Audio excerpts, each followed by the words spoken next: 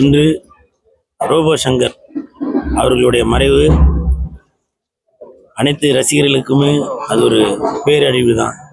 ஏன்னா ரோபோ சங்கர் அவர்கள் தன்னை வருத்தி கொண்டு மக்களை சிரிக்க வைக்கிறதுக்காக பாடுபடுபவர். நானும் ரோபோ சங்கரும் முதலாக ரோபோ சங்கரோட ஃபஸ்ட்டு படம் தீபாவளி, அந்த படத்தில் நடிக்கும்போது லஞ்ச் டைமில் அவர் வித்தியாசமாக பல கலைஞர்களோட குரலை பேசி காட்டுவார். அப்படி கேப்டன் அவர்களுடைய வாய்ஸ் அப்படியே பக்காவாக இருக்கும். கண்ணை மூடிட்டு கேப்டன் வாய்ஸ் அப்படியே நம்ம கேட்கும்போது கேப்டனே நம்ம முன்னாடி நிற்கிறாரு அப்படின்ற மாதிரி இருக்கும். ஜாதி ஜாதின்னு சொல்றியடா, ஜாதியாடா உன்னை பற்றிச்சு உங்கள் அம்மாடா அப்படின்னு சொல்லும் போதெல்லாம் நான் என்ன அறியாமலே சாப்பிட்டுட்டு இருந்தேன். அந்த எச்சிக்கையோட கையெல்லாம் தட்டியிருக்கேன். அப்படிப்பட்ட ஒரு இனிமையான கலைஞர். அப்போது அவருடைய மகள் இந்திரஜா எனக்கு தெரிஞ்ச ஒரு 3 வயசு 4 வயசுக்குள்ளே தான் இருக்கும். பேச்சே சரியாக வராது, அவ்வளோ குழந்தை. அந்த குழந்தை கூட புரட்சி தலைவர் மாதிரி இப்படிலாம் கூட பண்ணி காட்டும். அப்படிப்பட்ட அந்த குடும்பம் அவங்களுக்கு எப்படி ஆறுதல் சொல்வது அப்படின்னே தெரியல. சமீபத்தில் ஒரு வாரம் முன்னாடி கூட நானும் ரோபோ சங்கர் ஒரு நிகழ்ச்சியில் கலந்துக்கிட்டப்ப அப்போ சொன்னார், குழு இப்போது லெஜண்ட் சரவணன் ரசிக மன்றத்தில் இணைஞ்சிருக்கீங்க போல், பார்த்தேன் உங்களோட வீடியோலாம் பார்த்துட்டு தான் இருக்கேன் அப்படின்னு சொன்னார்.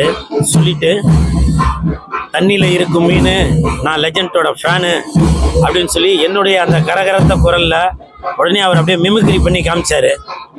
அப்படி ஒருத்தரை பார்த்த உடனே அவரோட வாய்ஸ் எடுக்கக்கூடிய அந்த திறமை உள்ள மனிதர் அவருக்கு இந்த நிலைமை. ஆண்டவா, ஏன் இப்படி அடுத்தவங்களை சிரிக்க வைக்கக்கூடிய சிந்திக்க வைக்கக்கூடிய கலைஞர்களை உடனே எடுத்துக்கொள்கிற? அப்படி உனக்கு ஒரு உயிர் முக்கியம் அப்படின்னாக்க என் உயிர் எடுத்துக்க. இந்த மாதிரி கலைஞர்களுக்கு இது நான் செய்யும் உதவி. 46 வயதில் உனக்கு என்ன அவசரம் ஒரு உயிரை எடுத்துக்கொள்வதற்கு? அவர் ஒரு நாடக கலைஞர், நடன கலைஞர். அதனால தான் நான் நடனம் ஆடிக்கொண்டு அவருக்கு அஞ்சலி செலுத்துவதற்காக வந்தேன். அவரது ஆத்மா சாந்தி அடையணும். அது மட்டும் இல்லை, நிறைய பேர் ஒரு தவறான கருத்தை பரப்பிட்டு வரீங்க. அவர் மதுனால தான் உயிர் இழந்துட்டார் அப்படின்னு. அப்படிலாம் இல்லை. அவர் 3 வருடத்துக்கு முன்னாடி மதுக்கு அடிமையாக தான் இருந்தார். அது அவரே நிறையா பேட்டியில் சொல்லியிருக்காரு. ஆனால் இப்போ அதெல்லாம் எதுவும் இல்லை. மஞ்சள் காமாலை வந்ததுலேருந்து அது எல்லாமே விட்டுட்டார். இப்போ அவர் மதுக்கெல்லாம் தொட்டு கூட பார்க்கறதில்ல. ஏன், சமீபத்தில் நாங்கள் ஒரு ஷூட்டிங்கில் நடிக்கும்போது கூட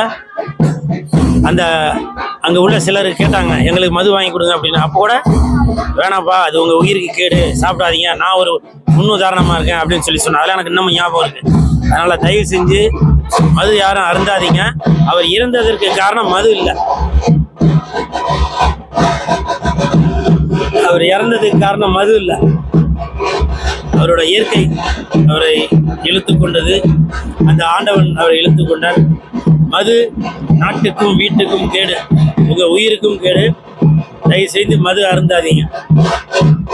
ரோபோ சங்கர் அவருடைய குடும்பம் ஆழ்ந்த இரங்கலை தெரிவித்துக் கொள்கிறேன்.